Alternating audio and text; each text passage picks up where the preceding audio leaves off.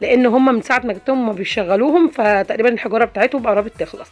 دي كده شكل المكتبه بقى من فوق ومن تحت و حاطه فيها تحف بسيطه كده خالص، هي اصلا كانت فيها فانا مسحتها بس وحطيتها تاني، ما حطيتش الفازات اللي انا جبتها معاكم. ان شاء الله نحطها بقى على العيد عشان نحس التجديد باذن الله.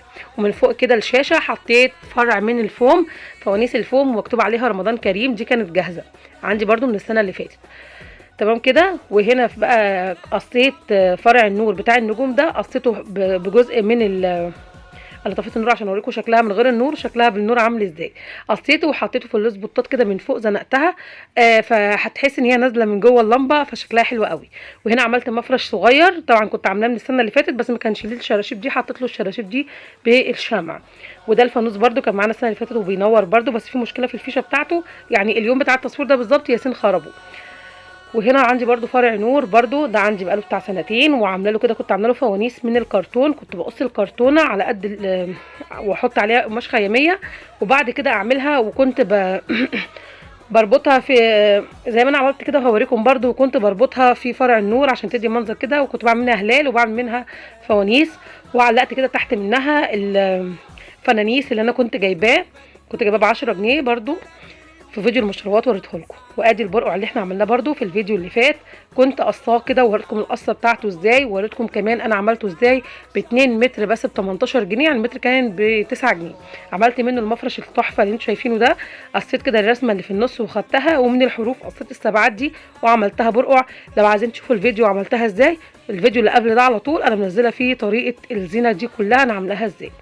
القماش اللي فاض عملت بيه الفانوس اهو زي ما قلت لكم، عملته بالغيره وقفلته. طبعا انا كنت هعلقه في الشارع مش لاقي حد يعلقه لي، فانا حطيته هنا تحت الشباك، لما ان شاء الله كده نعلق الزينه بتاع الشارع نبقى نعلقه في الشارع، مع انه مدي شكل حلو جدا جوه الشقه. والاستاذ فطوطه ده بقى طبعا قلت لكم برده طريقته عملته ازاي، ده محمد سيلفي بقى، ادعوا له بالرحمه والمغفره، ده اخو جوزي، ادعوا له ربنا يرحمه ويغفر له في الايام المفترجه دي ان شاء الله. ده فطوطه بقى، الاستاذ فطوطه زي ما قلت لكم، قصيته من القماشه الخياميه وقصيت عليه كرتون وحطيت عليه فرنشه بيضه كده من الحرف، ولزقته كله بالشمع. شايفين اللزق؟ طبعا اللزق كان اشكال والوان، عمال نلزق باي لزق وخلاص. اللزق غلبنا جدا عقبال ما لزق. يعني جربنا كذا لزق، اللزق الشفاف مش راضي يلزق، هتسل لكم لسه صوتي تعبان. فاللزق بص جبت بقى لزق الكهرباء بتاع جوزي وقعدت الزق بيه اخر ما زهقت. طبعا هنا بقى فنانيس بقى ودياستي وبسنت، دي التابلوهات اللي اشتريتها من عم صابر السني، تحفه مديه منظر حلو جدا.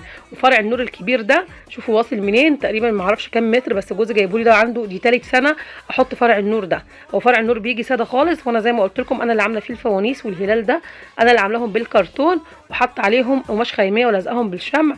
ده بقاله سنتين انا عاملاهم كده وكل سنه بحطهم. هنيجي بقى على الركنه بتاعتنا الجميله اللي انا فرحانه بيها جدا جدا، يعني حاسه كده ان الركنه بتاعتي قاعده كده مليانه ناس كده مليانه بالشخصيات الكرتونيه الجميله اللي انا قصيتها معاكم من القماش اللي جبته، كنت جايبه المتر ب 13 جنيه.